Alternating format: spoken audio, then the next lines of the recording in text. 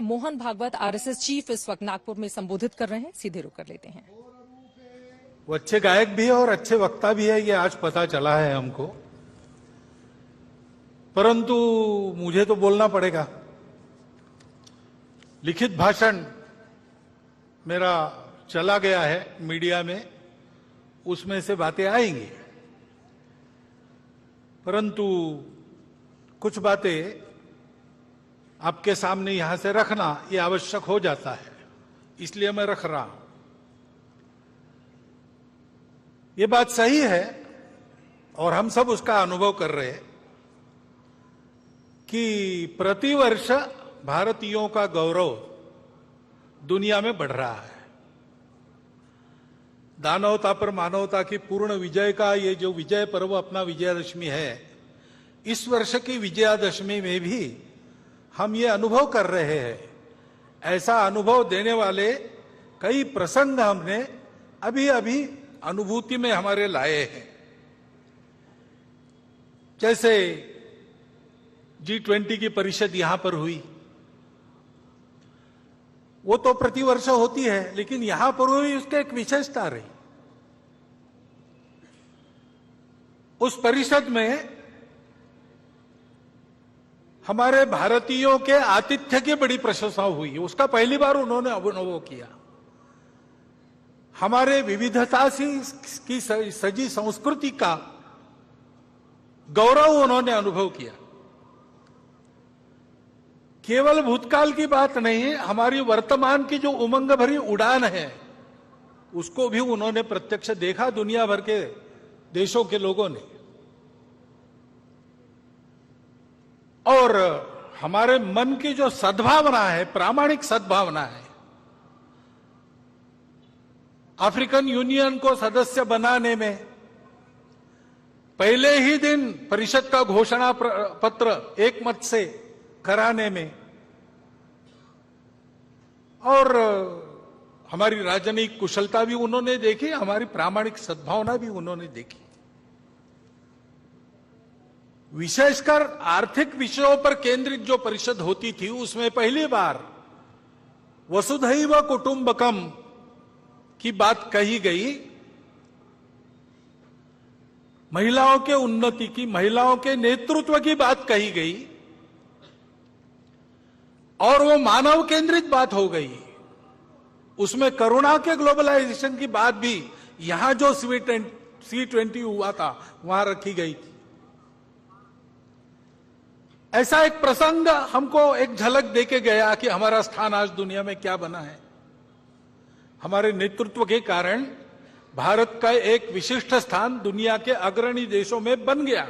इसको हमने अनुभव किया। ऐसा अभिनंदनीय कार्य हमारे सामने हुआ है। और केवल उसी इसमें नहीं, हमारे खिलाड़ी भी इस बार आशियाई खेल हुए। 100 से अधिक, इस भाषण को लिखते तक 107 पदक, 28 स्वर्ण, रौप्य पदक 38 और 41 कांस्य हमारे खिलाड़ियों ने जीते। हमारा देश सब क्षेत्रों में आगे बढ़ रहा है, ये हम देख रहे हैं। आर्थिक स्थिति भी हमारी, हम 5वें नंबर पर 10वें से ऊपर उठकर आ गए इकोनॉमी। डिजिटल टेक्नोलॉजी का हमने उपयोग किया गरीबों के कल्याण में, सारी योजनाएं नीचे तक पहुंची, उसके लाभ, ये सारी बातें हमने की। स्टार्टअप्स की क्रांति जैसे हो गई सभी क्षेत्रों में, केवल टेक्नोलॉजी में नहीं,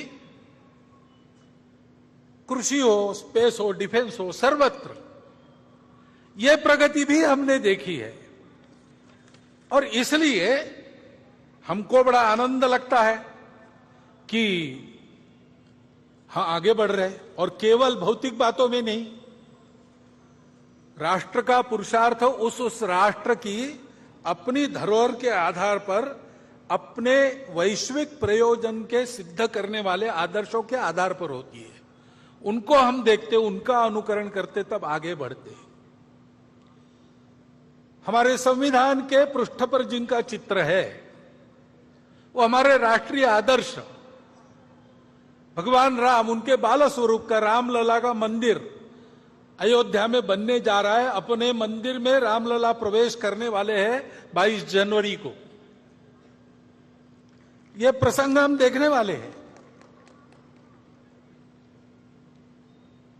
उसमें सब लोग तो आ नहीं सकेंगे, सुरक्षा की बात रहेगी, वहां की व्यवस्थाओं की बात रहेगी। धीरे धीरे बाद में जाएंगे अपनी अपनी सुविधा से। परंतु उस दिन अपने सारे देश में हम अपने अपने जगह अपने छोटे छोटे मंदिरों में ऐसा वातावरण बना सकते हैं। भगवान राम धर्म की मर्यादा के प्रतीक है। समाज में सब लोगों को अपनाने वाले भगवान राम थे। भगवान राम करुणा के प्रतीक है। इन सब बातों को ध्यान में रखते हुए ऐसा आत्मीयता का, सर्वसमावेशकता का, समरसता का, प्रेम का, स्नेह का वातावरण, धार्मिकता का वातावरण सर्व देश में बने, ऐसे छोटे छोटे कार्यक्रम अपने जगह पर तो हम कर ही सकते हैं। परंतु ये सारे प्रसंग भारत का एक अमृत काल देखने का सौभाग्य हम सबको मिला है। और इसलिए शताब्दियों की संकट परंपरा को पार हमने किया है और हम आगे बढ़ रहे हैं, ऐसा ध्यान में आता है।